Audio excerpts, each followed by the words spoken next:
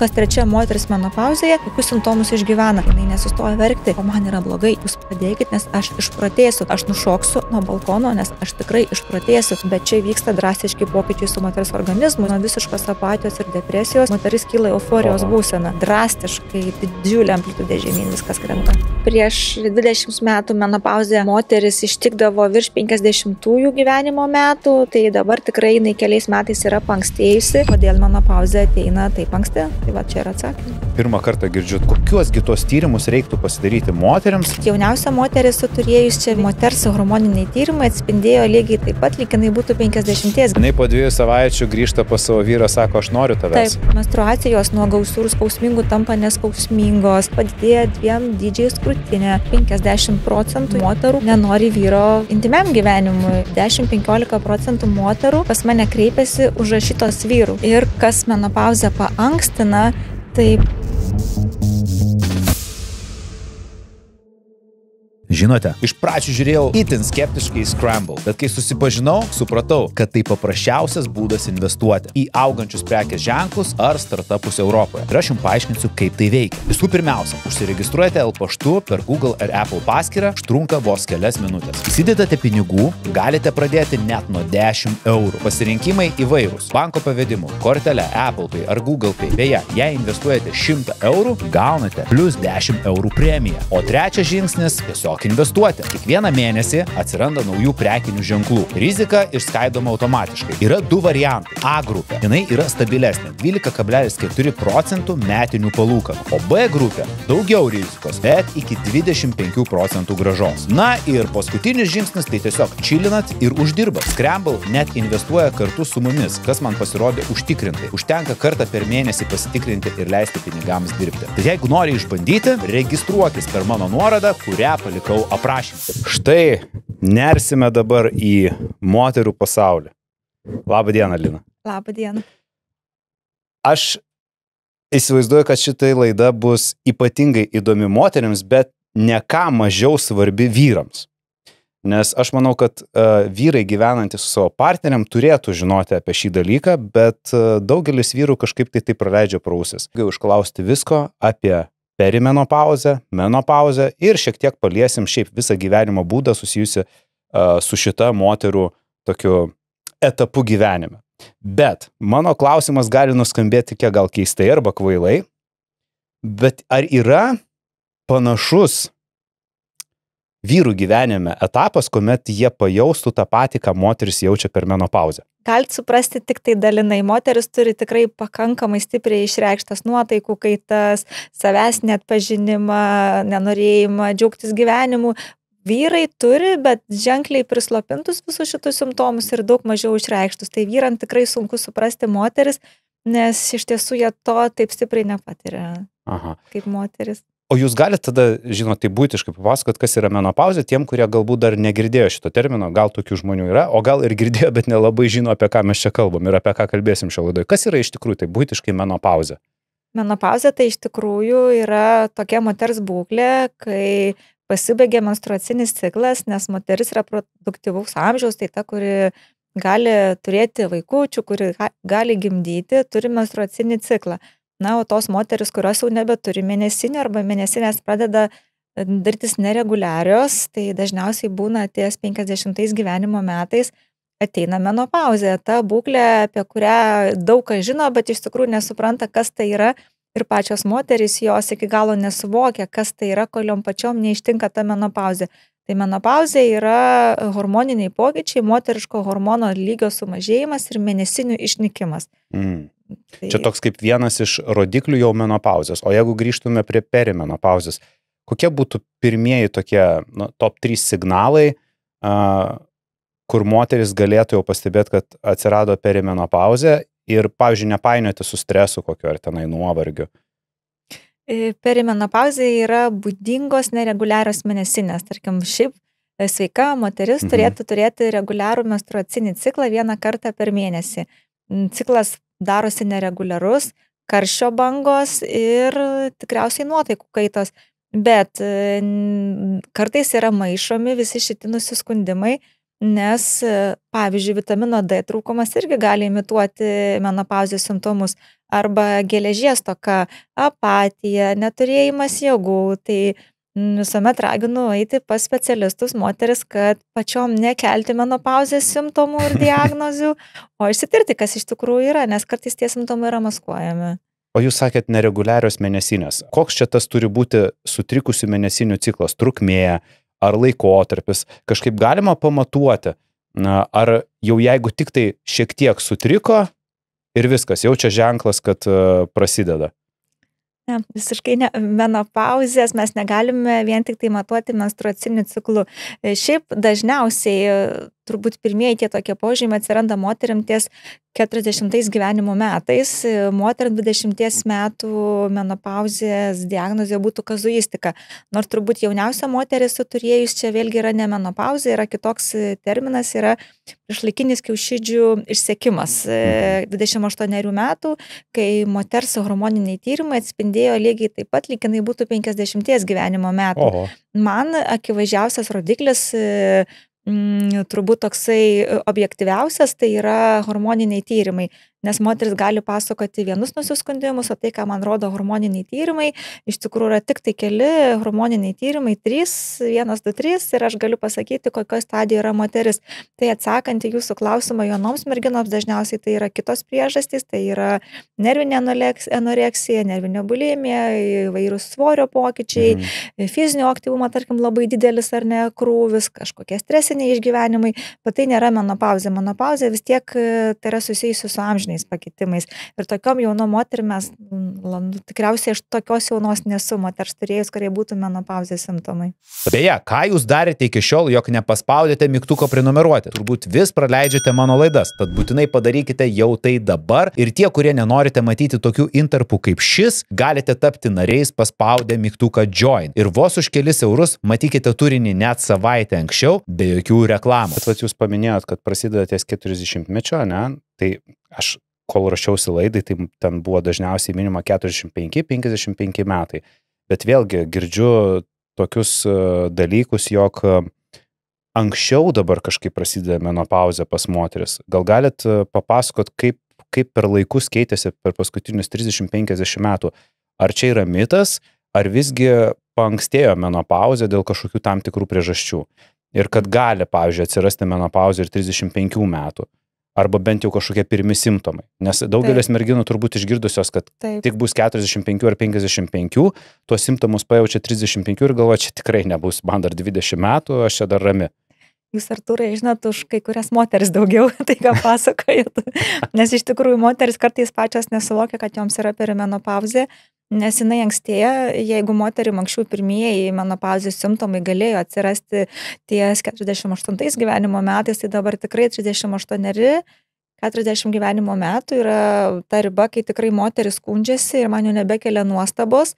Ir moteris, kaip ir sakau, jos pačios kartais nesupranta, kas joms yra, jos tiesiog kreipiasi ir aš kada joms diagnozuoju, kad tai yra priešlaikinė menopauzė, jos būna labai nustebusios savo diagnozę išgirdusios. Kodėl taip atsitinka, tai daugelis faktorių įtakoja. Visų pirma, tai moteris vėliau gimdo, moteris mažiau gimdo arba visai negimdo. Dabar kuo toliau, tuo labiau darosi madinga negimdyti. Žmonės tiesiog kitokį gyvenimo būdą turi ir veda. Tai gimdymų skaičius, vėlesni gimdymai, tarkim, jeigu mano, tarkim, mamos ar ne, ar močiutės, jos gimdydavo pirmuosius vaikučius 20 gyvenimo metais, tai dabar pirmieji vaikučiai atsiranda 30-35 gyvenimo metais. Moteris karjerą daro, darbas, tai gimdymų skaičius, vėlesnis gimdymas, karjera, visi epigenetiniai faktoriai, moteris mažiau maitina, trumpesnį laiko tarpą, tada moterų gyvenimo būdas yra daug intensyvesnis negu, tarkim, anksčiau moterų, ar ne, moteris dirba kelis darbus, moteris intensyviai gyvena savo gyvenimą ir tai įtakoja vienareikšmiškai hormonus. Čia šiaip turbūt daug reikėtų faktorių paminėti ir visi aplinkos tarša, mityba, kur tik nepažvelgsi, visa epigenetika. Tai toks jausmas moteris šiek tiek iš medicininės pusės pradėjo blogiau gyventi savo kūnui. Turbūt reiškia, paankstino visus, čia kaip, ar menopauzė galima sakyti tokio senėjimo vienu iš faktorių, jeigu Taip, ne? Tai paankstino savo senėjimą gyvenimo būdo pokyčiais. Bet ne tik moteris ir vyrai, ir tarkim lytinė branda yra ankstesnė, mūsų paaugliai dabar jie anksčiau bręsta negu anksčiau, vaikai bręsdavo merginom, anksčiau atsiranda menarchė, tai yra pirmosios menstruacijos, 10-11 metų mergaitės turi mėnesinės, jeigu anksčiau būdavo maždaug ta tokia startinė riba 14 metų, tai turbūt visa evoliucija, ar ne, čia ne vien tik tai galime pasakyti, kad moteris tą keičia, bet tarkim apie moterų investiciją į save, tai turbūt paradoksalu yra tai, kad vyresnės moteris dabar labiau domisi savimi, negu kad anksčiau moteris domėjosi, ar ne, į savo visą psichologinę sveikatą, į visą fizinę sveikatą, tai čia turbūt vieni faktoriai prieštarauja kitiem. Nu taip, atrodo, kad investuoja daugiau laiko, bet kūnas reaguoja kitaip. Bet gal čia jūs ir gerai paminėjot, kad negimdo. Ar nėra, kad pats gimdymas tuomet menopauzę atitolina, kažkaip hormonai suveikia pagimdžius vaiką ir tada menopauzė nutolsta, nes jūs paminėjot labai svarbų faktorių, kad negimdo ir dėl to paankstėja menopauzė. Taip, ir tarkim, jeigu moteris, pavyzdžiui, pagimdo vaikutį 2 arba 3 40 gyvenimo metais, tai atitolina menopauzę. Ir kas menopauzę paankstina, tai pagalbiniai apvaisinimai. Labai didelis yra skaičius nevaisingų porų ir moteris darosi įvairias procedūras, stimuliuoja kiaušides, tai prisekina savo rezervą ir menopauzę ir dėl to pas labai daugelį moterų atkeliauja. Bet irgi labai mažai yra kalbama apie visus pagalbinius apvaisinimus, kad jie visgi turi tą įtaką ankstesniai menopauzai. Tai kaip ir sakau, didžiuliai aplinkos faktoriai, įvairūs ligų srautas. O per kiek laiko čia taip paankstėjo menopauzė 10 metų? Čia kiek dešimtmečių? Turbūt, jeigu kaip pati menopauzė, tai jinai paankstėjo apie 5, tarkim, metus, kaip aš sakyčiau, ar ne, o laiko tarpas jis labai trumpas, 10-15 metų. Per 10 metų moterų menopauzė paankstėjo 5 metais. Tai jeigu taip prognozuoti 10, 20, 30 metų į priekį, net nežinom, kas bus. Tikėkime, kad taip nebus, dabar medicina tikrai gali daug, bet šiaip tai taip. Ilgamžiškumas žmonių prailgėjo, o moterų menopauzė paankstėjo.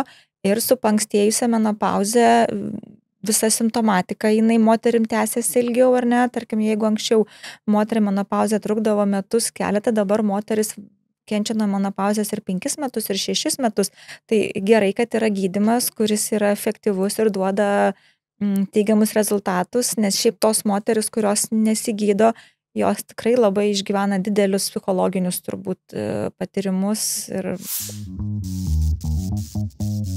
Mielos merginos, ar girdėjote apie tą etapą, kaip kūnas pradeda elgtis, kaip jam šauna į galvą? Vieną dieną esate rami, o kitą dieną erzina visi. Arba tiesiog varva prakaitas, nes atsikelti netakoja. Sveikos atvykusios į perimenopauzę. Bet ramiai yra pagalba. Well Woman Perimenopause. Tai ne šiaip papildas, o specialiai šitam etapui sukurtas miksas. Viduje rasite ašvagandą, kad nenusprogtumėte nuo nuotaikų kaitos. Sojų izoflavonai, kai užeina karščio bangos ir dar visas pulkas šalavijų, žaliosios arbatos bei kitų vitaminų. Ir žinot, čia ne tas atvejis, kai gal šiek tiek padės, o realiai pritaikyta jūsų situacijai. Perimenopauzė nėra kažkokia tai pauzė ar pabaiga. Tai naujas ritmas. Ir jei vis dar svarstote, na gal reikėtų išbandyti, tai dabar puikus metas. Šokite į mano vaistinė.lt ir su kodu TAP geresniu gaukite 40% nuolaidą. O bet norėjau paklausti, ar tie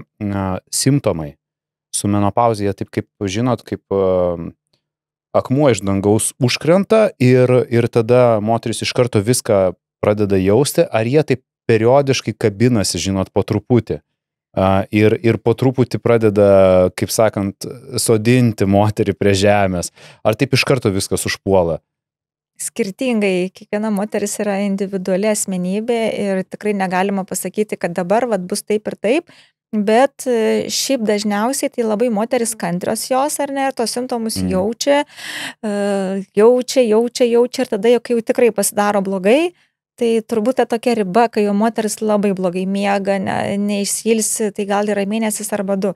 Kai moteris kreipiasi ir sako, daktarė, 2 mėnesius nemiegu, padėkit, darykit kažką, nes išprotėsiu. Tai tas turbūt toks... O jūsų patarimas po kiek laiko būtų kreiptis, jeigu pajaučia tokius simptomus? Iš karto. Iš karto? Iš karto, žinoma. Nelaukti nieko, ne? Žinoma. Ir moteris kartais sako, gal ateisiu per anksti, gal nesuprasiu, gal čia nereikia eiti. Tai jums ir nereikia suprasti, tam yra specialistai, kurie diagnozuoja ir supranta. Vat jeigu moteris nesupranta ir jos nesikreipia į specialistus ir dar savyje laiko, tikėtina. Nu, man kažkodėl atrodo, kad jinai savo vyrui tikrai nepapasakoja apie tai, kad jinai blogai jaučiasi, nes jeigu jinai net pas gydytoją neina, tai savyje laiko, vat kaip sakot, moteris kantresnės, jos savyje gali laikyti, kentėti ir taip toliau. O kaip vyrui suprasti, kad kažkas tai pasikeitė? Vat kokie būtų tokie rodikliai iš vyro pusės? Vat jūs vis tiek turbūt, na, žinot istorijų ir galėtumėt numatyti, kaip tai atrodo buityje, kokie būtų tie tokie signalai vyrui, kad moteriai jau prasideda ta perimenopauzė ar menopauzė ir vyras galbūt, na, šitoje vietoje turėtų būti švelnesnis, supratingesnis, nes aš įsivaizduoju, kažkas tai vis tiek vyksta. Vyrui tikrai nėra sunku suprasti ir žinoma, kad palaikymas iš poros yra labai svarbus iš partnerio, bet nepatikėsit, kad tikrai turbūt kokia 10-15% moterų pas mane kreipiasi užrašytos vyrų. Vyrai užrašo konsultacijom ir sako, eik ieškok pagalbos, nes tau tikrai yra negerai. Tai vyrai tikrai tą mato, nes jo moteris visiškai pasikeitė. Jeigu moteris, tarkim, buvo versli, fiziškai aktyvi, žingeidi, norėjo gyventi, daryti, kurti, jinai staiga nieko nenori, jai yra apatija, jinai neturi jėgų, jinai pavargusi, jinai ją nuolat traukia prie žemės, prie lovos, jinai nori miego, jinai nelaiminga, jinai irzli, jinai verkia, na ir aišku, iš vyriškos pusės tai tiesiog moteris nenori vyro intimiam gyvenimui, nes dėl testosterono pokyčių taip yra. Menopauzėje turbūt 50 procentų, jeigu nedaugiau, skundžiasi sumažėjusiu libido. Tai vyrai tikrai lengva suprasti. Bet čia galima supainioti labai stipriai su depresija. Aš dabar klausau, jūs taip išvardinat visus simptomus. Ir, pavyzdžiui, aš jeigu savo draugę pamatyčiau, kad jinai taip staiga pasikeitė, aš pagalvočiau, kad jai yra depresija kažkokias, aš pas psichologą sakyčiau. Bet žinokit, taip ir yra, pas mane nemažai moterų ir ateina psichologų vedamos, arba jos varsto psichologų duris ir iš tikrųjų menopauzė tokia yra labai apiburta mitais, moteris varsto kardiologų duris, varsto, nes ir arterinio kraujo spaudimo pokyčiai, varsto psichologų duris, moteris, tarkim, ir gydosi pusę metų antidepresantais, kol jos sugalvoja pas ginekologą kreiptis, arba patariamos psichologo arba šeimos gydytojo užsirašo ginekologo konsultacijai, kuris būtent dirba su menopauze. Tai čia ta kelionė tokia, jinai ir ilga tikrai yra ir tikrai moteris depresija gydosi menopauzėje, kai iš tikrųjų reikėtų tiesiog paskirti tam tikrą hormoninį gydymą ar nereikėtų antidepresantų. O palaukit, sakot, užsirašė pas ginekologą, o nėra, kad moteris kas metus vaikšto pas ginekologą, ar čia... Būtų gerai. Nes, aš kažkaip girdėjau ir savo draugės, girdžiu, kad jinai kiekvienais metais reguliariai vaikšto tikrinasi, ar čia nepriklauso? Čia atsiprašau, gali kvailas klausimas, bet man atrodo, kad čia, lytinį savo gyvenimą reikia kažkaip visą laiką prižiūrėti. Labai priklauso, bet gyvenimo tempai dideli ir netgi iš tikrųjų moteris ateina paklausus, kada jūs buvot pas ginekologą prieš metus, kada pasitikrini sveikatos istoriją, 3-4 metai, tas laikas toksai labai subjektyvus dalykas yra. Iš tikrųjų, tai taip reikėtų eitis pas metus, į metus kartą pas ginekologą tikrintis. Yra tokių moterų, bet... Čia retenybė pasirodo, ne? Iš tikrųjų, tai jaunos merginos labai linkusios tikrintis yra... O kada ateina momentas, kai jau, žinot, jaunos, tai tikrai galbūt jos ir dažniau tikrinasi. Drąsesnės jos. Aha, drąsesnės. O kada ateina toksai momentas, kai tas pasikeičia, kai moteris jau nebeina? Ar yra tas toks skirtinis metų kažkoks taškas, kur nusprendžia, kad jau čia nereikia taip dažnai, gal ten seksualinis partneris nesikeičia dažnai, tai kam čia man tikrintis, arba ten ir taip viskas aišku. Kada jos čia supranta, kad jos jau viską žino ir nereikia kreiptis į ginekologę kas metus? Turbūt pasakyčiau, kad 50 metų yra ta amžiaus riba, kai moteris pamiršta ginekologą, jeigu neturi kažkokių didelių sveikatos problemų. Nuo 50 metų jau nebesikreipia. Vaikai užauginti, jeigu partneris pastovus, jeigu partnerių kaita yra, gal šiek tiek yra kitai, bet jeigu ilgalaikis partneris, tai tikrai Jos tikriausiai tikrinasi kas 5 metus, ne dažniau. Tikrai drąsiai galiu pasakyti. Kaip jūs sakot, nusprendžia, kad nebereikia pas ginekologą. Nu, vyrai, žinokit, anksčiau nusprendžia, kad jiem nereikia pas urologą. Jie nusprendžia, kad kai tik tai problema atsiranda. Tai čia irgi vyrų problema, kad jie visą laiką galvoja, kad jie sveiki. Bet, nu, tikrai nustebau. Kažkaip atrodė, kad moterim čia kas metus. Aš dar šiek tiek noriu grįžti, nes aš čia labai dažnai sakiau perimenopauzę, menopauzę ir visai kažkaip iškrito iš galvos jūsų pasiklausti, kokia yra tų dviejų dalykų atskirtis, kuo tai skiriasi. Ir koks yra perėjimas iš perimenopauzės į menopauzę. Tapsime, nu tiesiog sudėlioti laiko prasme, kas yra perimenopauzė, kiek jinai trunka, kada perinama iš perimenopauzės į menopauzę ir tada mes jau supratom, kad menopauzė trunka 5 metus. Bet tas laikotarpis, kaip jis atrodo ir kas čia per du dalykai. Perimenopauzė maždaug jinai trunka 2-3 metus, kai tampa mėnesinės nereguliarios, kartojasi kas 2-3 mėnesius arba kas kelios savaitės, tai dažniausiai trunka 2-3 metus. Ir menopauzė jau skaitosi tas laikas, kai metai laiko nėra mėnesinių, visiškai jokio kraujavimo nėra, tada yra menopauzė ir jau postmenopauzė, tai visa kita, praktiškai visas likęs pusės moters gyvenimas, dažniausiai virš 50 metų, kai jau nebėra mėnesinių, tai tai yra ilgoji postmenopauzė. Bet menopauzės simptomai jie netrunka tą visą 50 metų, jie dažniausiai trunka nuo metų iki 2, kartais moterim užtrunka ir iki 50 metų.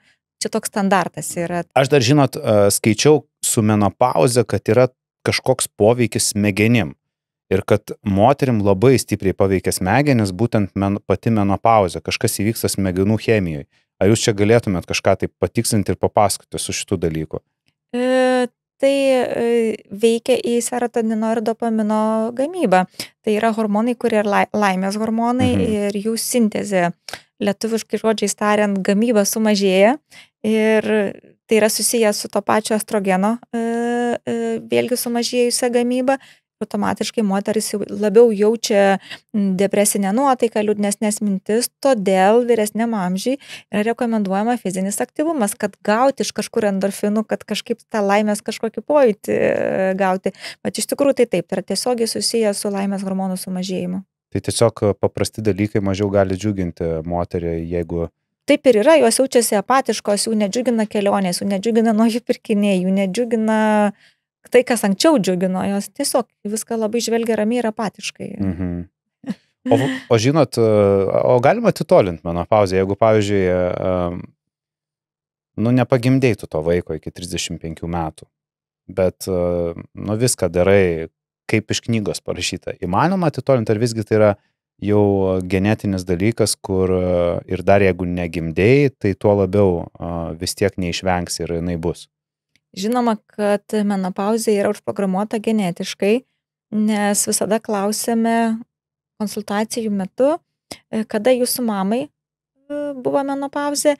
Ne visada, bet tai dažnai yra rodiklis, ar ne, kaip moters gyvenimo istorija toliau klostysis, bet yra įvairių biologinių studijų ir, tarkim, yra tokia atliekama kiaušidžių PRP procedūra, kuomet imamas moters kraujas, yra centrifuguojamas, išskiriami trombocitai, kurie yra būtent labai galingi biologiniai aktyvatoriai ir būtent tokia medžiaga yra leidžiama narkozė intraveninė, čia tokia yra mini operacija į kiaušides.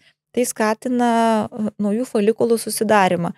Kiaušidėse, kas atspindi menopauzę, tai atspindi folikulų skaičius. Nes kiekviena moteris turi tam tikrą determinuotą folikulų skaičių ir kada jau jisai išsenka, ateina menopauzė.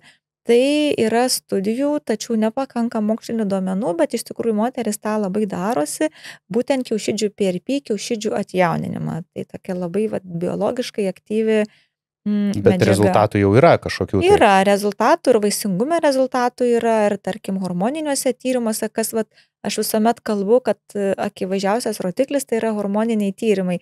Tai jie irgi gerėja po šitų procedūrų, bet čia dar tokia kaip ir mokslinių tyrimų bandomoji procedūra, kur dar trūksta galutinių išvadų, kad tikrai padarius kiaušidžių PRP moterim atitolinsim menopauzę, ar ne? Dar tokia pilka zona, kur bandymų Taip, periodą. nes yra studijų už yra studijų prieš. Ir mokslininkai tarpusavę diskutuoja, tai čia ar taip, ar ne. Ir tos moteris, kurios drąsios, kurios pasitikė inovatyvę mediciną, jos puikiai tą darosi ir visam pasaulyje. O kiek metų jau šitas dalykas yra? Turbūt 5 metai tai drąsiai jisai, ar ne, bet jau kada pirmi prasidėjo PRP, būtent šitos pirmos procedūros, tai turbūt jau koks jau 10 metis. Bet kad taip jau įsivažiuoja drąsiau, tai maždaug apie 5 metai, kai mes jau galime rasti mokslinėse duomenų bazėse, tokia, pavyzdžiui, kaip PubMed yra, tarkim, ar ne, mūsų gydytojų duonbazė, kur mes skaitom, čia to ir to duomenų bazai buvo toks straipsnis ir jisai įrodė, kad čia veikia. Tai tai jau kokie turbūt 5 metai, kai jau tokie duomenys. Tai jeigu tu pas ginekologą nevaikštai 10 metų, tai realiai tu jau praleidai šitus visus faktus ir tu realiai jau atsiliekino. Nes aš įsivaizduoju, kad šitoj srity irgi medicina labai sparčiai tobulėja ir atsiranda vis naujų kažkokių įdomių būdų ir dalykų. Nes, paimkim 10 metų, pažiūrėkit, jau yra pokytis, ne, jau tu gali atitolinti menopauzę, reiškia, po 10 metų gal tai iš vis bus įprasta daryti. Šiuolaikinė medicina, jinai atsižvelgia į moters emociją, į jos būseną, į jos liūdną nuotaiką ir skiria gydymą. Tai tas visas turbūt supratimas, kaip moters, kaip menopauzės keičiasi, nes moteris drąsiau apie tai kalba. Anksčiau tai turbūt net nelabai kas ir kalbėdavo, net nepaklausdavo moters, kur yra menopauzė, tai kaip jūs jaučiatės, kaip jūsų nuotaika, kaip jūsų svorio pokyčiai. Svoris atsakinga pati, nuotaika pasikelk pati, tai tas apskritai visą sampratą keičiasi. Kai robotas turi būti tokia ir viskas, niekam neįdomu, kaip ten, ką tu jautiesi.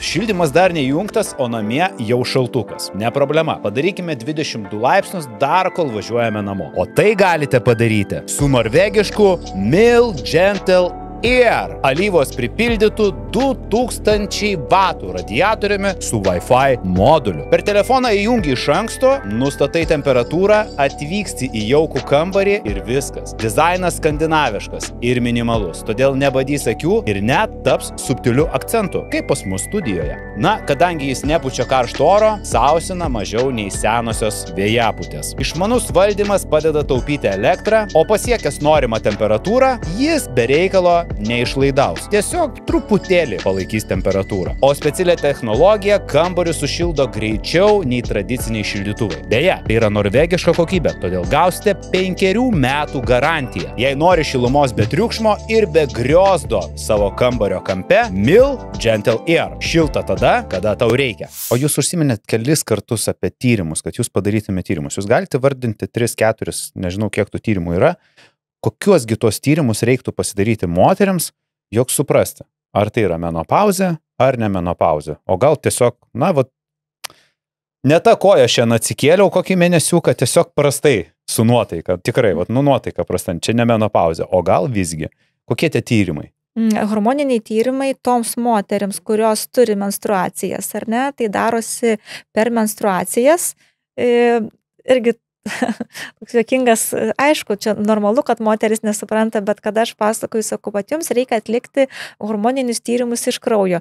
Tai man atrodo, kad akivaizdu, kad iš veninio kraujo. O moteris sako, tai kaip aš turiu menstruacinį kraują atsinešti? Ne, sakau, ne. Tokių dar klausimų gaunu. Tai darosi dėl to, kad moters ciklas yra skirstomas į 3 fazes ir pirmoji ciklo fazė tai yra folikulinė ciklo fazė, atspindi man būtent moters savijautą. Tai skaičiuojant nuo pirmos menstruacinio ciklo dienos, per pirmas 5 dienas reikia atlikti hormoninius tyrimus. Hormonai, jie mėgsta ramybę ir jie mėgsta rytą. Tai jeigu, pavyzdžiui, moteris padarys hormonus vakare, vargus, po darbo, suirzus, tai toksai hormonas kaip kortizolis, jis tikrai bus pakėlęs ir mes interpretuosime kaip neteisingą tyrimą, ar ne.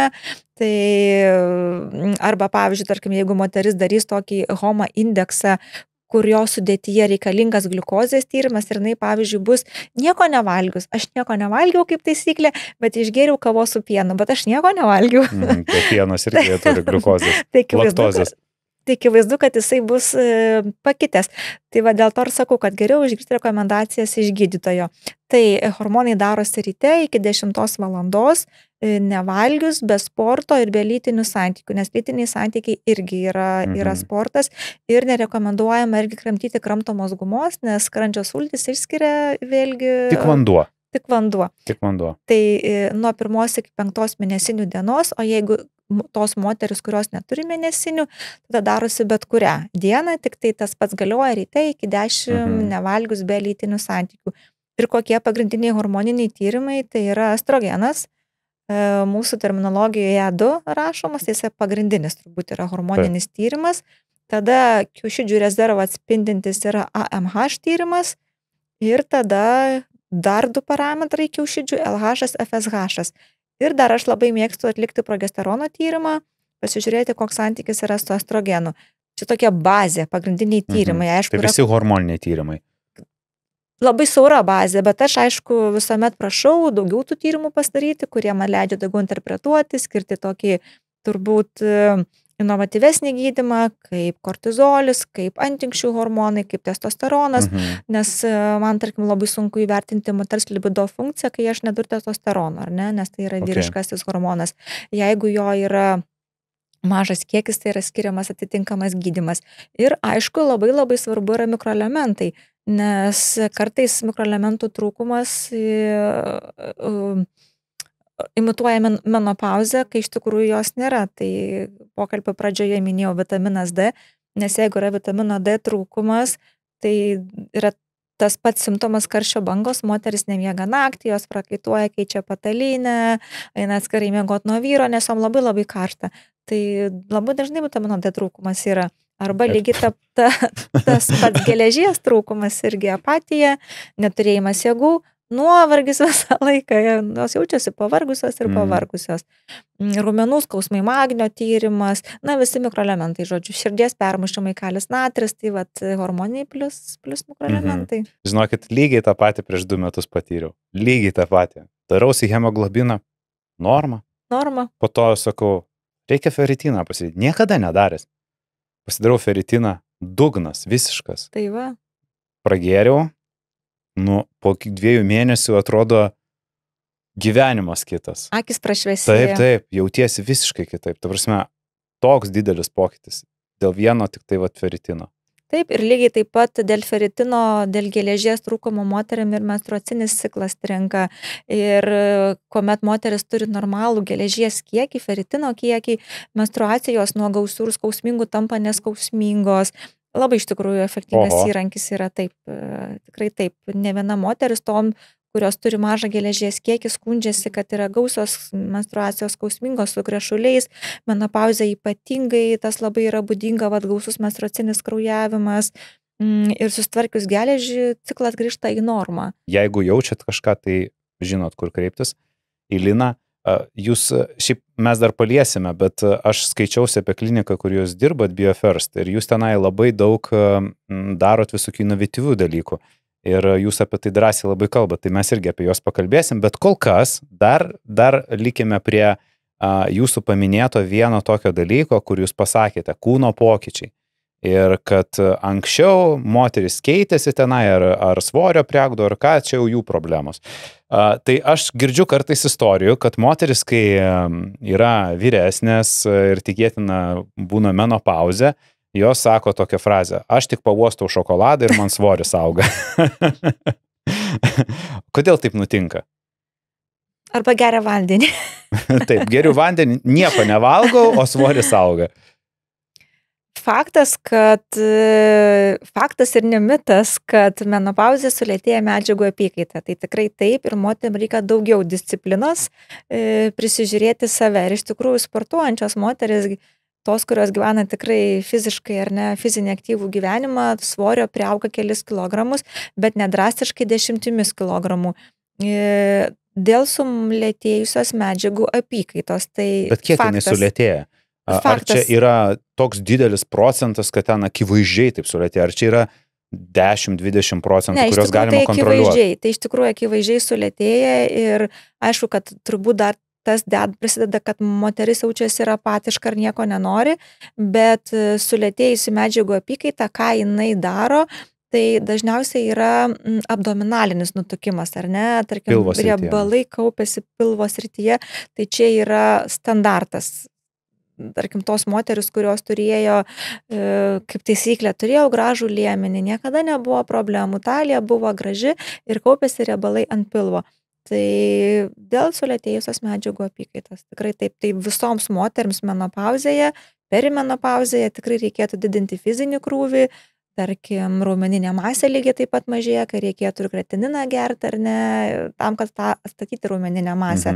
Tai tikrai yra įrodyta ir moteris neprisigalvoja, bet tą galima suvaldyti. Tai sakot, jeigu sportuoti, tai reiktų treniruoti raumenis, ne? Nes labai dažna moteris, ką jinai daro, tai jinai eina ant kardio takelio arba bėgioja.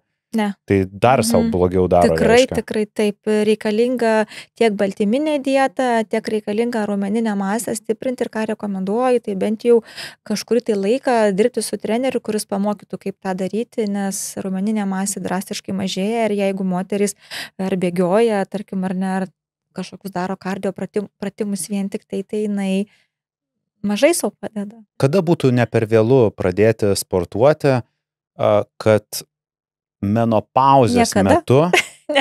Bet jeigu, pavyzdžiui, mus klauso merginos moteris, kuriuom ten 25, 30, 35, gal 40, dar neprasidėjus menopauzę, ir galvoju, tai prasidės, tada pradėsiu aš ten tos raumenis treniruoti. Aišku, jau aš sunkiai įsivaizduoju, kai tau yra 50 metų, kad tu prisiversi save taip stipriai treniruotis, ypač kai ten 50 metų gyvenime to nedarai, bet kur ta riba, kur sakytumėt, jau reiktų pradėti visgi sportuoti, kad po to nereiktų pernelyg kentėti ar ten per daug visko daryti, o tai būtų tiesiog rutina ir palaikymas.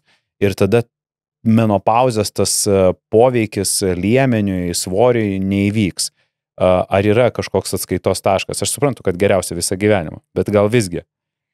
Gal nuskambės ir labai keistai, bet ta riba tikriausiai yra 35 gyvenimo metai, kai galima turbūt nedideliem pastangom sportuoti, palaikyti raumeninę masę. Kodėl? Nes nuo 35 metų mažėja moters reprodukcinė visa funkcija, vaisingumas mažėja ir lygiai taip pat mažėja raumeninė masė. Turbūt 35 metai, gali iki 40 gyvenimo metų. Nuo 42 gyvenimo metų drastiškai krenta, didžiulė amplitudė žemyn viskas krenta. Oho.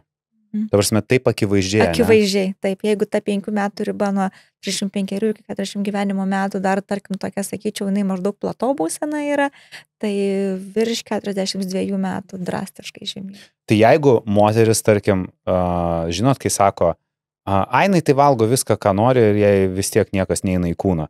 Tai tokiai moteriai ties 42 metams gali viskas drastiškai pasikeisti. Bet taip ir atsitinka. Ir buvo liekna visą gyvenimą, ten 50 kg svėrė ir staiga bam. Taip, ir savęs net pažįsta ir jinai, ir vyras, ir aplinka 10, 15, 20 kg drastiškai per metus.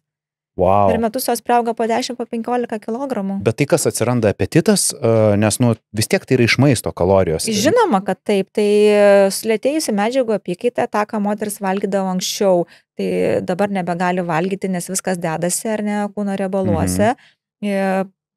Padidėja noras tada turbūt valgyti, tada meilė savo atsiranda per akis, per skrandį, visas turbūt užburtas ratas. Moteris šiaip yra labai emocionalios asmenybės, kas gal vyram kartais sunku suprasti, bet moteris tiesiog guodžia save maistu, jos priaugo 1-2 kg, taip toliau dedasi. Dar ledų vakare, kaip filmuose, turbūt, ar angliavandenių, nebaltymų ir viskas turbūt susideda, kai jau ta riba ateina, kai moterim tikrai yra priaugta 15 kg, depresija, jom viskas yra blogai, tada jos ieško pagalbos. Labai liūdna. Bet drastiškai, iš tikrųjų, čia nesitęsia 10 metų, viskas atvyksta žaibiškai greitai. Wow. Jeigu įsivaizduoja, kad priauga ten, tarkim, 20 kg per 10 metų, ne. Metai 2 ir jos visiškai kita asmenybė yra. Ar jūs, kaip sako, 35 metų moteris pradėjusi sportuoti intensyviau, tarkim, 3-4 kartai savaitį, treniruojant savo raumenis, pratinantis, maitintis sveikiau, tokie įpročiai ir tada 42 metai, jau tas 15-20 kg tikėtina nepriauks, nes jinai turės raumeninę masę. Taip, jau įgūdžiai bus suformuoti. Įgūdžiai, jau įprotis maitintis bus pakankamai. Labai svarbu yra mytyba. Fizinis aktyvumas, kaip aš sakau, jo nereikia drastiškai daug, ar ne? Tiesiog, kad palaikyti fizinį kažkokį tai įgūdžių ir aktyvumą. Žinoma, kad mytyba labai svarbu ir ta meilė savo ne per skrandį. Tai faktas. Faktas, kad per menopauzę moteris turi sumažinti kalorijų skaičių. Tikrai taip. Okay. Tikrai taip. O dar aš esu girdėjęs alkoholio ir kofeino poveikį menopauzei. Šiaip gal galim pakalbėti apie maisto produktus, kokie jie turi įtaką menopauzei. Ir išvis, tai turi įtaką kažkokią, reikia ten atsirinkinėti moteriam maistą, kažkurį valgyti ar nevalgyti, ar čia visiškai nusispjauti ir kaip gyvenau, taip ir gyvenu. Tai tiek menopauzė, tiek ne menopauzė reikia maistą žiūrėti, bet jeigu kalbant apie menopauzę, kas yra svarbu, tai kaip jau minėjau, visi baltyminiai produktai, bet reikia žiūrėti produktų, kurie savo sudėtyje turi fitoestrogenų. Tai fitoestrogenai yra būtent tas estrogenas, kuris pas moterį su amžiumi mažėja. Tai kaip gauti iš aplinkos, tai va tuos fitoestrogenus. Kas tas yra fitoestrogenas? Tai labai galingas fitoestrogenas yra dobilų arbata. Kokių dobilų? Raudonojo dobilo arbata, raudonojo dobilo papildai, tarkim, ar ne? Pirmą kartą girdžiu tokį dalyką. Tai yra vienas galingiausių fitoestrogenų. Visi kalba apie soją, tai turbūt sojos aš nerekomenduočiau dėl įvairių RNR epigenetinių faktorių įtakos, ar ne, iš tikrųjų. O taip, dobilas, jisai yra vienas galingiausių. Jonažolė, visi ankštiniai produktai, pupelė, špinatai, viskas tas, kas žalia, brokoliai, tai labai rekomenduotina įsitraukti savo mitybos racioną moterim. Nekalbu apie baltymus, ar ne, kas yra visa tai išgirdau. Produktai. Žali produktai. Žali, taip. Baltymai. Taip. Daugiau aktyvumo, treniruoti raumenis būtinai. Kretinino papildai. Kretino papildai. Kretinas šiaip iš tikrųjų labai neįvertintas papildas. Kažkodėl visi galvoja, kad tik sportininkam reikia, bet moterim reikia ir ten tie 5 gramai kiekvieną dieną, kaip nežinau, kaip vitaminą D ar žuvų taukus. Pilnai sutinku. Dar čia, kai jūs sakėt, kad yra problema su santykiu, nes irgi atsiranda įvairių ten nesutarimų ir panašiai, nuotaikų kaitų. Ir dar yra vienas niuansas, tai yra seksas. Ir menopauzės metu, tai yra ganėtinai skaudi tema. Bent jau kiek aš skaičiausi, besiruošdamas laidai forumuose, ten visokias žinutės skaičiau, aš tai prisiskaičiau, žinokit, liūdnų tokių istorijų. Ten ir apie skausmus, ir apie panašius dalykus. Ir rašo, kad tampa skausmingas, nėra libido, pašlyja santykiai, net iki skyrybų. Didžiausia santykių problema tarpusavio, tai aš manyčiau, kad yra psichologinė sveikata moters, kada moteris jaučiasi savo graži, kada jinai jaučiasi energinga, tada mes galime kalbėti ir apie seksualinį gyvenimą. O moteris nesijausdama graži, nesijausdama energinga ir visa prakaituota, jinai vargu ar norės eiti į intimų pokalbį su savo partneriu. Tai čia moters psichologija turbūt tokia yra labiausiai. Ir tarkim, moteris gali ir pakentėti skausmingus lytinius santykius, jeigu jinai jausis gerai. Tai turbūt, kad svarbiausias tai yra visa jos psichologinė sveikata. O faktas, kad menopauzėje moterim intimus gyvenimas daug kelia diskomforto dėl to pačio estrogeno trūkumo ir dėl estrogeno trūkumo visos gleivinės tampa sausos, tai tikrai moteris ir turi sausų akių sindromą, lašinasi ašaras į akis, turi visos odos sausumo sindromą ir lygiai taip pat intimių vietų oda yra sausa ir jeigu oda yra sausa, tai jo toks jausmas lyg smėlis būtų, lyg piršti, niešti skauda, tai dėl to jos nenori lytinių santykių ir dėl hormonų. Jos, iš tikrųjų tai taip, moteris turbūt menopauzėje kas antra, tikrai nesumeluosiu, kas antra moteris, jos nori eiti miegoti į atskiras lovas, joms intimaus gyvenimo nelabai reikia, tikrai taip, sako jos, kad dėl manęs gali ir nebūti. Tikrai. Wow. Ir čia taip pasikeičia viskas momentaliai. Taip. Realiai vakar reikėjo, šiandien nebereikia. Taip. O kaip vyrui elgtis tokioje situacijoje? Pafilosofuokim šiek tiek. Man tiesiog, žinot, Jūs iš vyriškos pusės, ar ne? Jo, man labai įdomu, nes mūsų labai daug vyrų klauso ir dabar šitą laidą tikrai gal poromis žiūri, sėdi ant sofos ir žiūri šitą laidą. Ir, nu, staiga va tokia dovana santykyje, moteris, bam, aš nieko nenoriu, aš einu į kitą lovą, 5 metai, pamiršk mane. Kaip vyrui, nu, tarsme, nu, žinot, čia nėra apie tai, kad dabar, nu, nenori, tai nereikia, tai aš susirasiu meilužę, nu, ne apie taigi kalba, tai vis tiek norisi, tu savo moterį myli, tai tu nori, nu taip, tai apie tai ir kalba, norisi su savo moterim būti, tu ją myli, tu nori su ją užsimti seksu viską, o jinai nenori tavęs, jinai staiga tavęs nenori. Vat kaip vyrui šitoj situacijai, vat ką jūs patartumėt, nu aš suprantu užrašyti pas ginekologę, bet dar reikia ir užrašius priversti ją nueiti pas ginekologą, nes jinai gali sakyti, durniau, ką tu čia iš viso aiškini man, kur man čia eiti. Viskas su manim gerai, man čia tiesiog va toks etapas gyvenime. Ir ką tada? Kaip ir minėjau, manau, kad reikėtų eiti per atjautą ir kalbėti apie pasikeitimus, kalbėti, kokia jinai jam yra svarbi. Ir kaip jisai nori saugoti tos santykius, nes aš skaičiau, domėjausi, girdėjau, kad pagalbos yra. Dėl sausumo yra lubrikantai tikrai efektyvūs, tikrai yra įvairios injekcijos, gal apie tai jūs ir paklausite manęs. Aha, vat kaip tik norėjau klausti taip apie injekcijas. Tikrai, vat kuo noriu pasidžiaugti ir ką kalbėjau aš, kad turbūt tarp kitko labai trumpas laiko tarpas, kaip viskas pasikeitė 10 metų atgal, mes neturėjom tokios pagalbos moterim, kaip kad mes turim dabar. Ir besidominčios moteris, arba va, tas pats vyras, kuris iš tikrųjų nori saugoti savo ar ne draugiškus santykius su savo partnerė, jisai gal irgi pasidomėtų ir pasiskaitytų, kad tos pagalbos yra. Yra hialurono injekcijos, yra PRP injekcijos, kur tiesiog tos drėgmės duoda, lazerio terapijos, kurios duoda efektyvų gydymą neskausmingiam lėtiniam santykiam. Yra įvairių testosterono gelių, mikro ar ne, nereikia didelių dozių, kurios šiek tiek pakelia libido, nes lygiai taip pat ir vyrui gal gali būti problemų, kai jis irgi gali tapti apatiškas ir nieko nenorėti.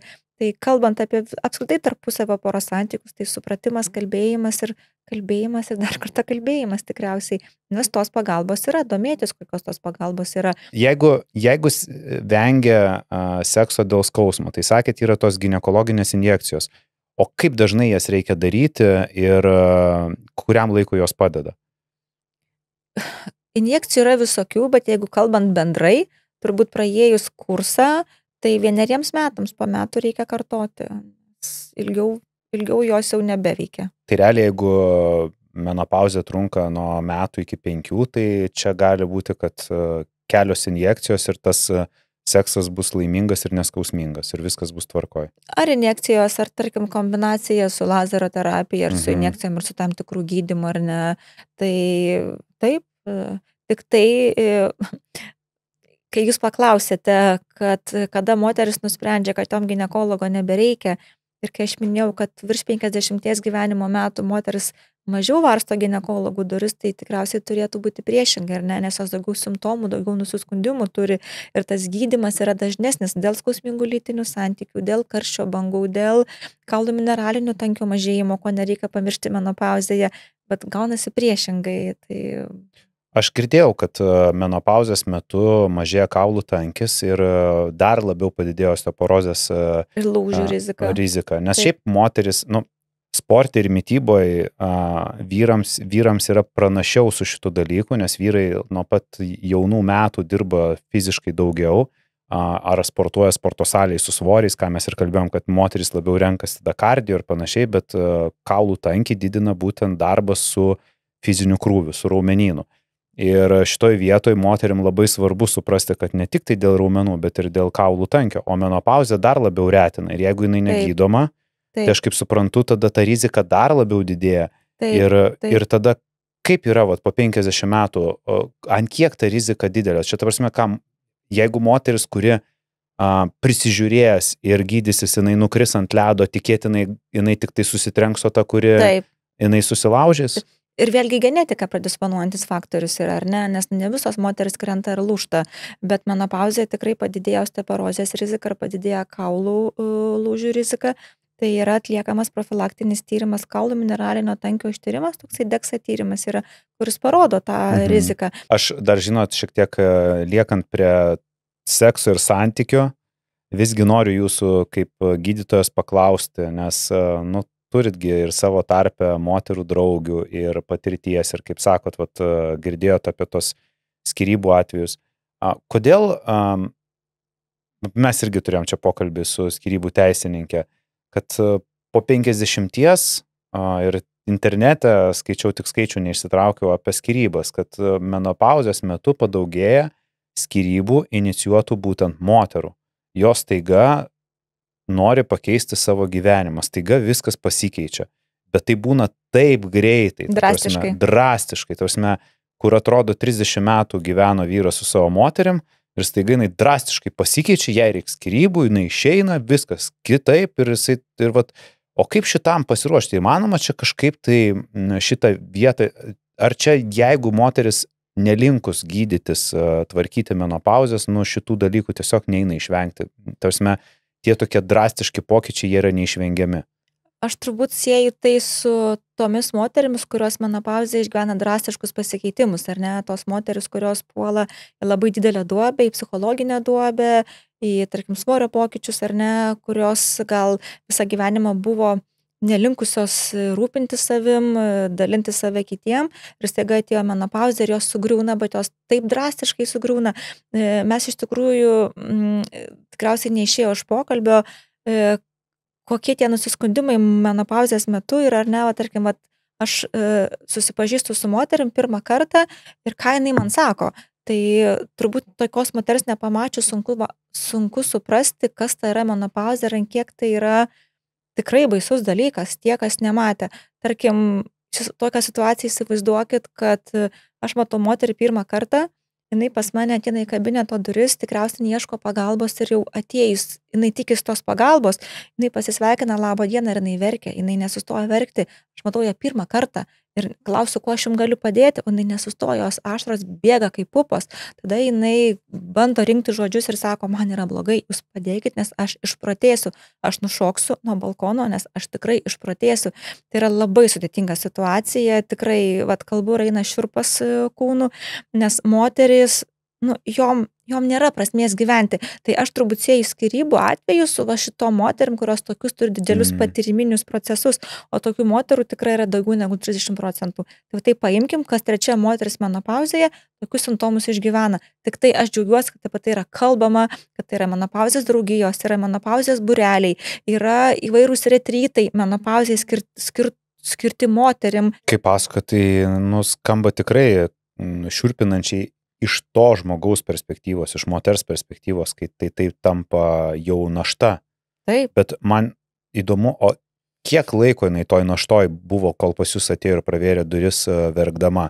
Kiek jinai kentėjo tai? Tai aš sakau, dažniausiai tai būna apie pusę metų, nuo kelių mėnesių iki apie pusę metų. Ir kaip taisyklė, tos moteris visos nori užmušti vyrus, sakė, aš negaliu, jis mane erzina, aš noriu jį užmušti, darykit, man padėkit, vaikai erzina ir dar kas erzina, tai vairuotojai gatvėse. Turbūt 3 vyras, vaikai ir vairuotojai. Ko vairuotojai neerzina? Noriu užmušti. Jūs suprantu puikiai suprantu. Vairuotojai gatvėse tiesiog nepakenčiama. Ir tokia situacija, moteris yra tikrai beviltiška situacija, turbūt, kada jinai gauna gydymą, jinai atsižvelgia į save. Tai turbūt dėl to padidėja skyrybų skaičius, nes tos moteris, kurios gyvena stabilų gyvenimą, kurios turbūt rūpinasi ne tik šeima, bet ir suranda laiko savo kažkiek, tai tų skyrybų tokių nėra, bet su ta gilia dobe atėjusia menopauzės metu, tada moteris pažįsta save, perversmas ir turbūt tada skyrybų procesai. Čia tai tikrai reiktų palinkėti ir vyrams supratingumo, kad šitą etapą kažkaip tai gal verbaliai, garsiai nepyktų, nutylėtų ir suprastų ir padėtų. Labai sunku, aš suprantu, žinot, kai tave tai liečia ir tuo metu tu esi tame, labai sunku kartais save kontroliuoti. Bet jeigu tu iš anksto žinai šitus dalykus, gal gali kažkaip tai numatyti ir toj vietoj nutylėti ir, kaip sakot, pabandyti nukreipti pagalbos, ieškoti. Tai, nes, man atrodo, žinot, kai tai yra tik hormonai, tai ne gyvenimo pokytis. Moteriai nieks nepasikeitė gyvenime. Realiai tai jos galvoj... Daug galvoj. Jo, viskas yra galvoj. Tarsime, realiai jos vaikai sveiki, vyras lygiai toks pat kaip prieš pusę metų, visas gyvenimas toks pat, darbas tas pat. Pauzė. Kaip? Arba jam ant jo. Pauzė. Bet iš esmės tai viskas lygiai taip pat. Nieks nepasikeitė, kai prieš metų buvo tobulas gyvenimas, taiga jis tapo netobulas, bet viskas tik dėl galvos. Ir atrodo, sutvarkius tai, viskas gali grįžti į buvusias vėžes. Tai vat būtent čia aš ir noriu su jumis pakalbėti apie hormonų terapiją. Tai aš kuomet domėjausi, kur jūs dirbat, kad BioFirst klinika, inovatyvi klinika, kur jūs ten viską tai darot ir tada aš aišku pradėjau domėtis kitą pusę. O kodėl, pavyzdžiui, nedaryti? Ir ten buvo kiek visokių komentarų, kad čia blogis, čia šita ir yra labai daug palaikančių. Ir, kaip ir visur už ir prieš. Taip, ir žinot, žodis hormonai Siaubas. Mano gyvenime tai jau buvo nuskambėję, aš pamenu kažkada, man vaikystėje irgi ištyrė kažką tai augimo hormoną ar ką, ir man reikėjo papildomai to augimo hormono ir mama amžinatilsi buvo prieš hormonai, tai yra blogis, ne, jokių būdų, negydysim, čia ir tavsime, atrodo, kad žodis hormonai tai yra kažkoks tai blogis, va, jisai atrodo, nežinau, sugadins tą mūsų kūną ir organizmą, va čia mes kažkokį nuodą leisimės. Tai ar galit papasakoti, ar pagristai moteris bijo hormonų terapijos menopauzės metu? Kaip yra iš tiesų jau dabar 2025 metais? Tai, ką kalba mokslas, tai iš tikrųjų apie bioidentiškus hormonus, tai vėlgi studijų dar trūksta ir jų nėra iki galo tiek, kiek mums norėtųsi. Pakaitinė hormonų terapija, ta senoji pakaitinė hormonų terapija, rodo pavienės studijas, kad, tarkim, yra poveikis hormonų terapijos į krūties audinį, bet, ką aš visada akcentuoju, kad tos studijos rodo po ilgo naudojimo 10 metų ir daugiau. Vargu, ar kas menopauzėje naudoja tiek ilgai hormonus. Čia yra lygiai tas pats, kaip ir moteris naudoja kontraceptinės tabletes, ar ne. Tai visos studijos rodo apie ilgą laikotarpį ir tas poveikis tai būtent yra į krūties audinį. Šiuolaikiniai hormonai, bioidentiški hormonai, kur visas pasaulis jų siekia, tai jie yra natūralūs produktai ir jie yra susintetinti iš augalinių produktų, kurie neturi neigiamos įtakos moters sveikatai tiek kiaušidėms, tiek gimdos audiniui ar būtent krūtų audiniui. Tai tam, kad geriau suprasti, tie patys hormonai yra skiriami moterims, kurios laukiasi ir, tarkim, po pagalbinio vaisinimo, vaikučio vystymuisi, nėštumo vystymuisi yra skiriami tie patys hormonai. Tai jeigu jie turėtų neigiamą poveikį, jie nebūtų skiriami besilaukiančioms moteriams. Tai būtent apie tuos pačius hormonus, tik tai kitos struktūros, kitas dozuotės ir yra kalbama moterim menopauzėje. Tik aišku, nereikia galvoti, kad dabar besilaukiančiai moteriai paskyriau ir dabar menopauzėje paskyriau. Bet aš kalbu apie bendrą supratimą, kad moteris suprastų. Gerai, tai aš jau kaip girdžiu, tai jau mes atėjome į tą etapą, kai šitie hormonai tapo saugesni ir jie jau nebekenkia, nes tai nėra cheminė, o tai yra augalinės kilmės jau hormonai. Kurie yra labai artimi tam pačiam, kam sintezuoja mūsų organizmas. Mokslas ieškojo, mokslas įvairias formuluotės, ar ne? Tai va tie visi mitai apie bet kokią hormonų terapiją būtent ir yra atėję iš senų laikų, kai iš tikrųjų hormonų dozės buvo didelės, arkliškos, ar ne? Ir ten, tarkim, kraujavimo stabdymo arba dėl kažkokių kitokių indikacijų jie buvo skiriami. Arba iš reumatologijos srities, kai vat būtent yra skiriami prie reumatoidinio artrito prednizolonas arba deksametazonas, kur iš tikrųjų tie hormonai, jie ir patinimus duoda, ar moteris priauga svorio. Tai čia yra bendrai paimta kažkur hormonas, išgirdau ir įdėjau. Čia ne taip yra. Okay. Dabar mes, kai jau kalbėjom apie moters kūno pokyčius, nes aš įsivaizduoju, kad daugeliui moterų tai yra viena iš opiausių problemų.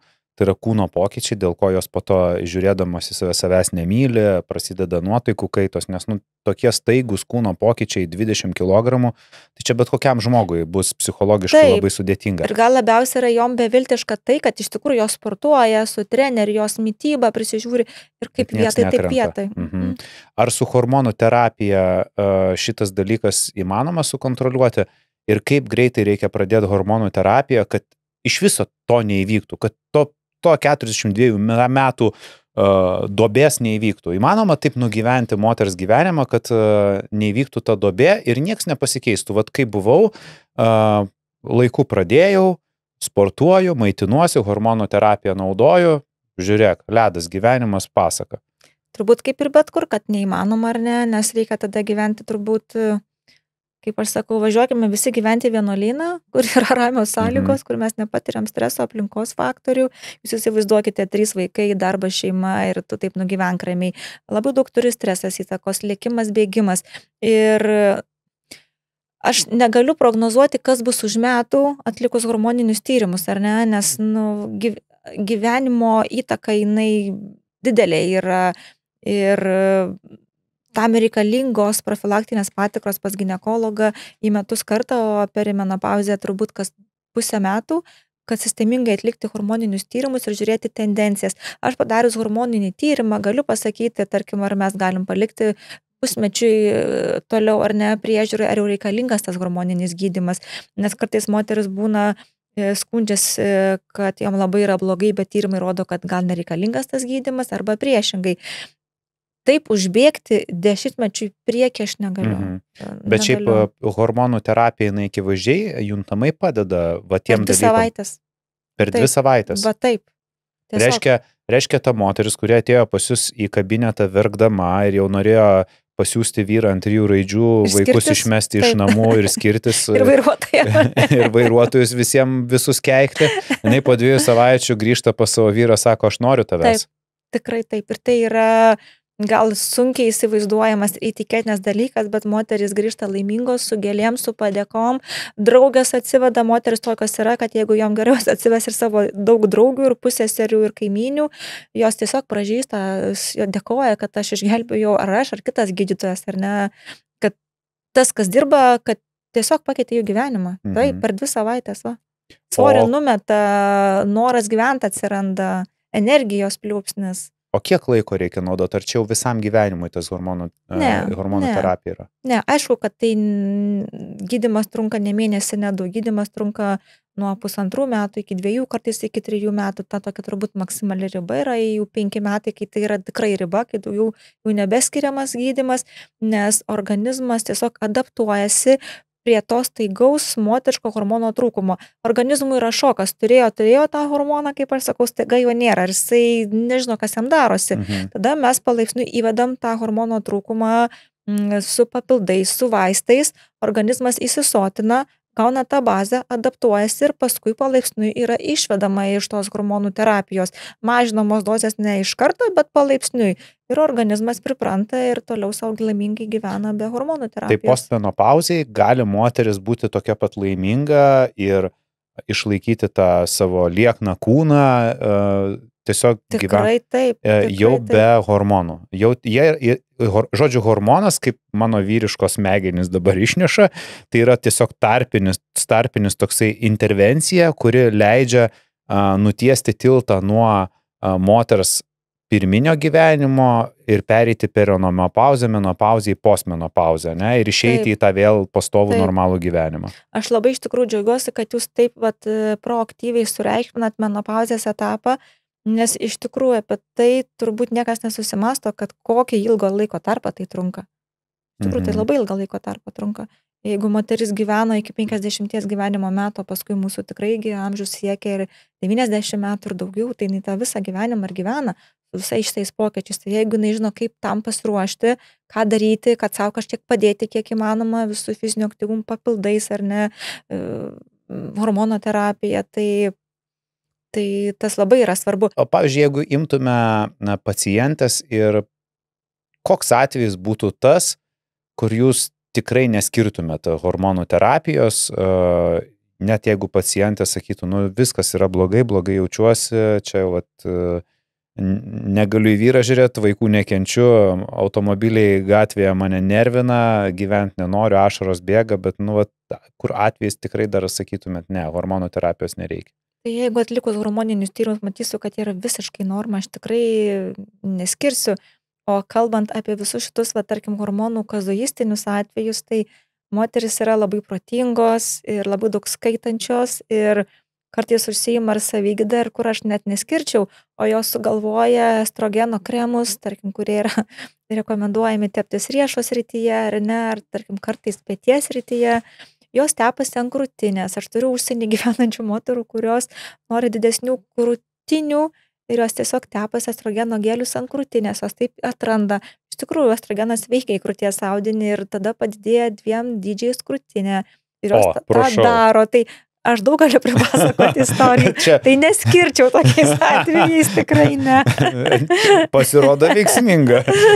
Taip, arba, pavyzdžiui, moteris irgi sportuojančios moteris perimenopauzėje dėl mažėjančios raumeninės masės, jos savaime pradeda naudoti testosterono injekcijas, jų balsas mutuoja. Na, žinoma, kad per drastiškai šiek tiek. Bet taip jos daro. Aha, taip jos daro. Drastiškai, nu čia jau vyrišką hormoną leistis, tai jau... Leistis, teptis, tai įvairių dalykų yra, kur aš tikrai griežtai rekomenduoju, kad neskirti ir net nerašau receptų. Bet... O vis dėlto kiekvienas vaistas turi kažkokių tai šalutinių poveikių. Hormonų terapija turi šalutinių poveikių, kuriuo gali nutikti moteriai gydantis nuo menopauzės? Žinoma, kad taip pavieniai reti atvejai, bet kas gali būti, tai gali būti galvos skausmai migreniniai, tada keičiama yra alternatyvų, nes kaip ir, tarkim, preparatas turi savo rišamųjų dalelių, ar ne, tarkim, tas pats estrogenas, ta pati tabletė, arba, pavyzdžiui, gelinė forma, ar papurškimas, jis nėra vien tik tai estrogenas, kažkokio pavidalu yra surišama ta medžiaga.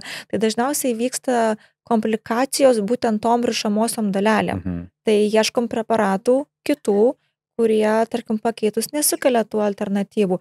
Tai arba migreniniai galvos skausmai, arba būna netipiniai kraujavimai, kurių neturėtų būti, ar ne? Tai tokie turbūt 2 dažniausiai pasitaikantys. Ką reiškia netipiniai kraujavimai čia kokie? Tarkim... Atsiprašau už kvailą klausimą, bet smagu, kad prajuokinau. Dar negirdėjau tokio. Ne, iš nosies, iš intimių zonų, iš gimdos. Tai, tarkim, netipinis kraujavimas tai yra trunkantis 2-3 savaitės arba pasikartojantis kas savaitę. Taip neturėtų būti. Tada ieškoma alternatyvų, keičiama ir visuomet sakau, moterim perspėju, ko neturėtų būti ir jeigu pajutot pirmosius simptomus ar po savaitės ar po 2, tai ateikit, ieškosim alternatyvų, dozes koreguosim, tyrimus darysim, būna labai kartais į hormonų terapiją sureaguoja moterų organizmas ir hormonai drastiškai pakyla, dar reikia dozes mažinti, reikia suprasti, kad gydant hormonais neužteks ateiti pas ginekologą kartą į metus.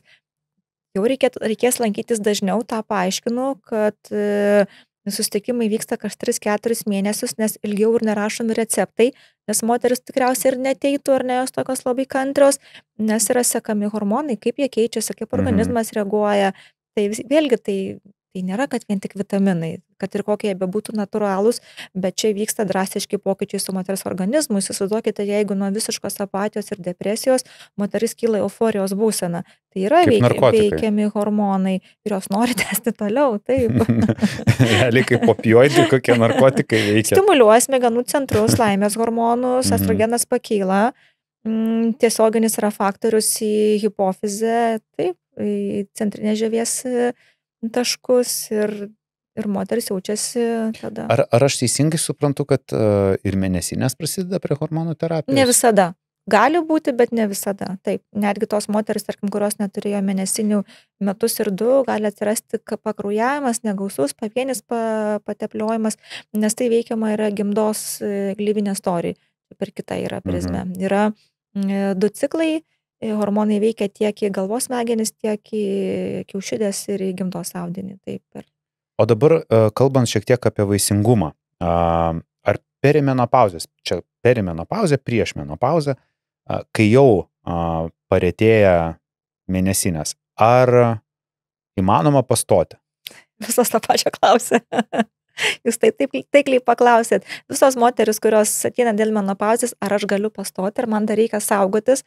Ir kai aš pasakau, kad nereikia, tai palengvėjimas moterims. O, nereikia jokių spiralių, nieko, pagaliau. Taip, tai moterim menopauzėje, tai pastojo turbūt 1% yra, o perimenopauzė priklausomai nuo hormonų lygio, bet moterim virš 45 metų labai mažas šansas pastoti yra, o kalbant apie 48 metus, tai turbūt iki 10% maksimaliai jau čia labai daug uždedu. Tai dėl sumažėjusio rezervo kiaušidžių, aišku, yra tokių labai imlių moterų, ar ne, labai vaisingų moterų, kur išsaugoja gerą kiaušidžių rezervą ir, tarkim, virš 45 gyvenimo metų, bet tai pavieniai skaičiai. O tas rezervas, jisai mažėja pas visas moteris vienodai, turiu omeny, nepaisant kažkokių tai gyvenimo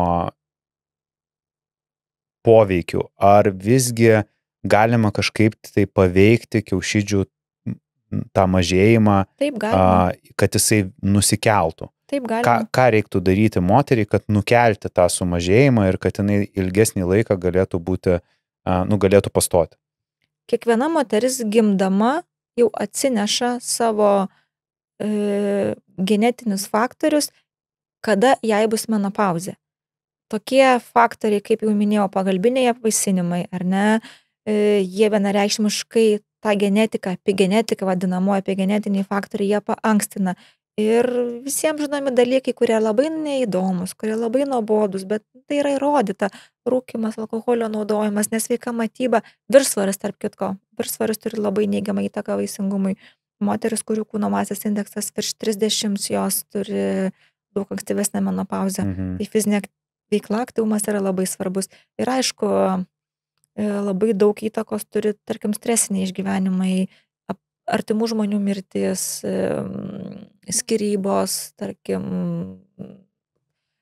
kraustymaisi, tarkim, moterim labai neigiamos įtakos turi didelis skraidimas lėktuvais, jos visiškai išbalansuoja moterų ciklą, gyvenimo vietos pakeitimas, tarkim, jeigu moteris, pavyzdžiui, pervažiuoja gyventi, tarkim, iš Europos šalių, tarkim, kažkokias Azijos šalis, pasikeičia menstruacinis ciklas. Tai šiaip moters organizmas yra pakankamai imlus visokiem tokiem stresiniam išgyvenimam, pokyčiam, jie turi įtakos menstruaciniam ciklui.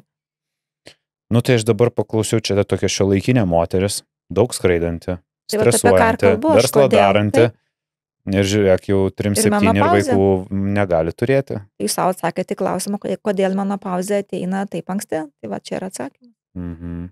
Gyvenimo būdas toksai, tempai visai kiti yra. Oho, tempuką pagavom. Ir moteris vėlgi, tarkim, dirba ne vieną darbą, ypatingai naktinis darbas, jisai irgi turi neigiamos įtakos. Čia gal šiek tiek pateiksiu pavyzdį iš kitos srities, bet vėlgi, kad suprasti situaciją, turėjau porą, kuri kreipėsi dėl nevaisingumo, ištyriau visus parametrus, rodiklius, neturiu prie ko prisikabinti, pusę metų gydau, nėra rezultato. Ir tada kažkaip aš galvoju, susėskime ir pasikalbėkime. Sakau, pasikalbėkime, kaip jūs gyvenat, ką jūs darot, koks jūsų darbas. Ir pasirodo, man kažkaip netėjo galva paklausti, pora, jie abu dirba IT ir darbas naktinis yra. Supratau, sakau, kodėl jūs nepastoja dabar. Darbas naktinis yra. Naktinis darbas, tai kortizolis pastoviai padidėjęs, ne? Išreguliuoja visiškai menstruacinį ciklą, aišku, šiek tiek turi ir spermos formavimus įtakos, ar ne. Ir viskas. Sakau, jūs tiesiog sugrįžkite į normalų gyvenimo ritmą. Aš esu girdėjęs tokių istorijų, kur ten 30 metų negali susilaukti vaikų, meta tą mintį, išvažiuoja atostogų 3 mėnesiam kur nors ten prie jūros, atsipalaiduoja, vam nėščia. Taip, arba ateina, pavyzdžiui, nepastoja pora 5 metus, ateina pas gydytoją, labą dieną, mes negalim pastoti 5 metus ir gydytojas paskiria tyrimus ir jie pastoja po savaitės, po mėnesio. Psichologiniai faktoriai atsipalaiduoja, kad jie gaus pagalbą, jiem ramu, jie jau kreipiasi. Kaip placebo suveikia. Kaip placebos ir daug tokių. Tai labai tokios istorijos džiugina, jeigu tik tiek reikia mūsų gydytojų pagalbos, tai prašau, ateikit. net nespėjom nieko padaryti. Bet tikrai taip. Po 5 metų nepastus to pačiu, kad sakyčiau, pakeistų partnerį, to pačiu partneriu. Aš, žinot, dar kai ruošiausi laidai, pasižiūrėjau Lietuvos gimstamumą. Jisai per 30 metų sumažėjo 3 kartus. Mes turėjom prieš 30 metų, 90 metais apie 60 000 vaikų per metus, šiais metais, man atrodo, 18 000. O, tai šiaip liūdna, aš įeinu į tą pačią statistiką, neturiu vaikų, liūdžiu kartu, bet aš girdėjęs, kad moteris gali užsišaldyti kiaušialąstės. Taip. Taip, teisingai. Taip.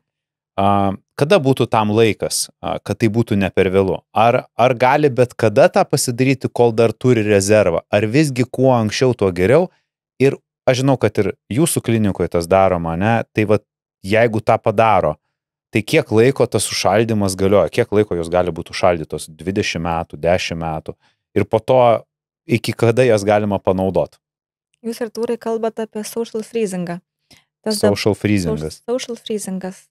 Tas dabar yra labai populiaru ir darosi moteris, bet gali dartis ne tiek moteris, tiek ir vyrai gali užsišaldyti savo spermatozoidus, ar ne? Kiek laikyti, kad ir iki 100 metų yra užšaldytos ląstelės, jos nesenėja. Kaip tas yra atliekama, kaip atliekamas apskritai užšaldymas, ar ne, iš kiaušialąstės, iš ląstelės, tiesiog yra ištraukiamas visas skystis ir jos tiesiog be skysčio yra užšaldomos, o kai jos yra atšildomos, yra leidžiamos specialios terpės, specialus skystis, jos yra atšildomos. Tai užšaldytos ląstelės, tiek spermatozoidai, tiek kiaušialąstės, jos nesenėja, bet šiaip atšildant kiaušialąstės jų dalis neatšyla. Geriausi rezultatai yra užšaldžius embrionus. Embrionai tai yra vyriškos ląstelės, moteriškos ląstelės susijungimas. Embrionas gali būti 3 parų laboratorijoje augintas, gali būti 5 parų, ką mes ir siekiam, kad tai būtų blastocista, tada yra geriausi rezultatai. Kada tą daryti, kuo jaunesniam amžiui, tuo yra geriau.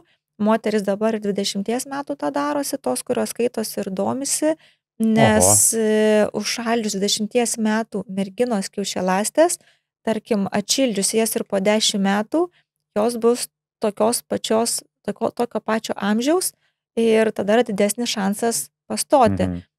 Tas ypatingai yra rekomenduojama moterim sergančiom onkologiniais procesais, bet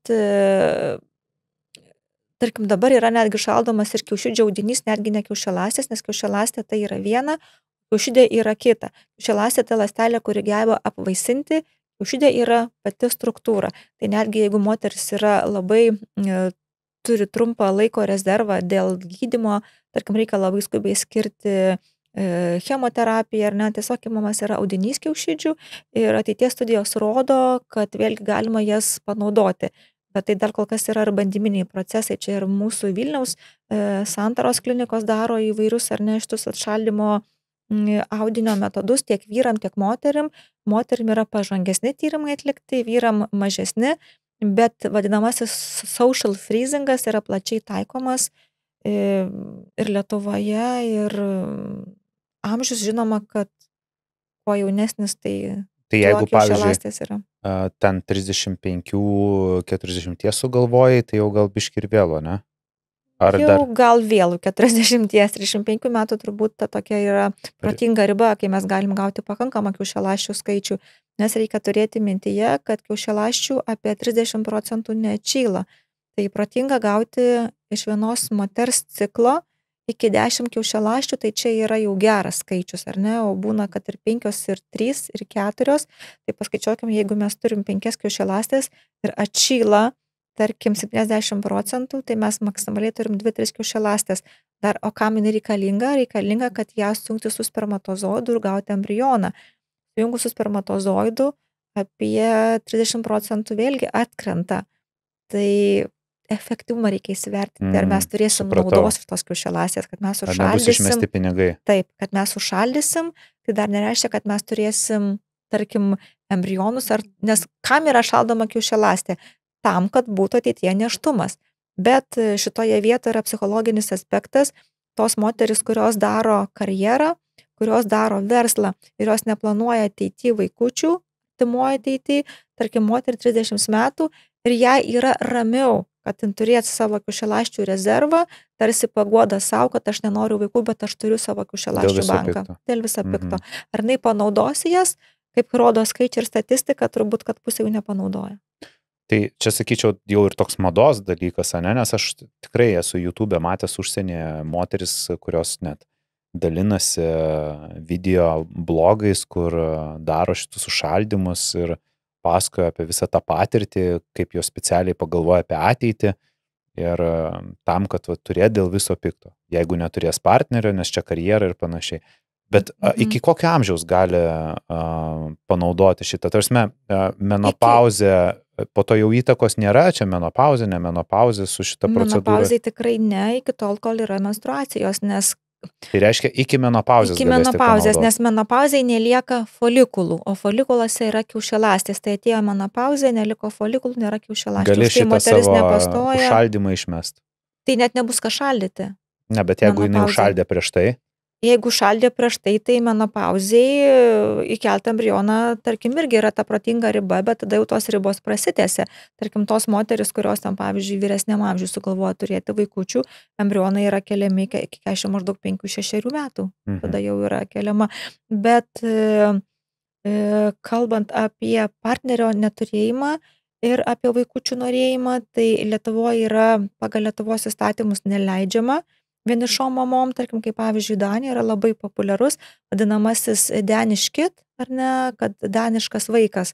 Tai tiesiog merginos, kad 30 metų jos užsimano vaikučio, jos neturi partnerio, jos tiesiog donoro bankai yra, donorinės spermos, jos gali turėti vaikučius. O pas mus nėra donorystės bankų šitų? Donorystės yra, bet yra tik susituokusiom porom. Ai, va, kaip? Tik valstybė neleidžia nesusituokusiom porom. Donorinės, tarkim, nesustokusiom porom panaudoti donorinės spermos arba vienišom mamytėm ir apskritai, kalbant apie pagalbinę apvaisinimą, Lietuvos įstatymai leidžia tik susituokusiom porom. Net jeigu partneriai šiaip gyvena partnerystėje, neleidžia. Ne, tai yra nelegalu, mes negalime. Todėl daug kas važiuoja į kaimyninę Latviją. Kur ten yra legalu. Ten yra legalus partnerystės įstatymas ir galima atlikti pagalbinę apvaisinimą, procedūrą su donorinė sperma nesusituokusiom porom. Lietuvoje mes galime tik susituokusiom porom daryti. Geras, nežinojau šito. Aš galvau viskas kur kas paprasčiau. Net ir įstatymai dar. Ir taip gimstamumo nėra. Ir dar įstatymai neleidžia turėti užsimanę. Negausi, nedarysi. Iš tikrųjų, tai yra drastiška situacija ar liūdna situacija. Lietuvoje nemadinga gimdyti ir jeigu valstybė neskatins kažkokių gimstamumo programų, tai skaičiai drastiškai mažės. O jeigu grįžtume šiek tiek, dar noriu vis tiek plius minus prie kainų, jūs nebūtinai turite įvardinti kainą jau ten taip kaip ten pas jūs klinikoje, bet tiesiog rėžius kažkokius, kad suvokti, kiek kainuoja, pavyzdžiui, ta hormonų terapijos kaina moteriai, kuri nori savo padėti menopauzės metu. Kiek jai kainuos į mėnesį šitas gydymas tam, kad jinai puikiai save jaustų ir kad jinai gerai gyventų, kad, žodžiu, gyvenimas žydėtų ir nebūtų jokių skyrybų ir su vyru turėtų puikų seksą. Kiek tai mėnesį kainuoja? Jeigu kalbant apie menopauzę, jeigu vien tik tai vaistų naudojimas progesterono, estrogeno derinyje, tai yra visiškai nebrangu, tai yra maksimaliai iki 100 eurų. Jeigu mes jau kalbame apie procedūras pagerinti intimaus gyvenimo kokybę, apie lazerio terapiją, apie, tarkim, tam tikrų injekcijų ar ne procedūrų, tai maždaug kainuoja apie nuo 1000 iki 1500 eurų vienas gydymo kursas, kuris, tarkim, yra atnaujinamas ne anksčiau kaip po pusmečio arba po metų. Tai, tarkim, vaistai į mėnesį apie 100 eurų tikrai maksimaliai, tai nėra brangus vaistai. Vizitai pas ginekologą kainuoja priklausydamai nuo klinikos, ar ne, nuo 100 eurų iki 150 eurų. Ir jeigu jau moteris nori procedūrų, tada jau yra Bet tai vėlgi tai yra metam laiko, tarkim, procedūra, kurios moteris praeina gydymo kursą, kurio bet labai taip abstrakčiai tą kainą, ar ne, tarkim, apie 1500 eurų, tai čia jau metų bėgyje. Tai manau, kad tai yra įmanoma. Jeigu moteriai gyvenimas pasikeičia nuo to ir jinai nuo to išsaugo santykius, nesiskiria ir jaučiasi kuo puikiausiai, tai čia yra tiesiog ne pinigai, o investicija. Ir apskritai mes nekalbam apie drastiškas pinigų sumas, ar ne, tarkim, jeigu moteris ir neturi pinigėlių, jau būtent intervencijom, vien tik paskyrus hormoninius preparatus, kurie yra skiriami gėlinio forma, pleistrų forma, vaginalinių žvakučių forma, tai moteris, tarkim, investavus 100 eurų į mėnesį maksimaliai, jos gyvenimo kokybė pasikeičia kardinaliai.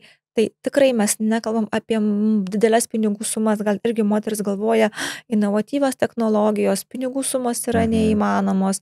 manomos yra pinigų sumos, neina kalba apie... O valstybė čia kažkiek tai prisideda prie šitos problemos, ar valstybei neįdomu? Deja, bet ne.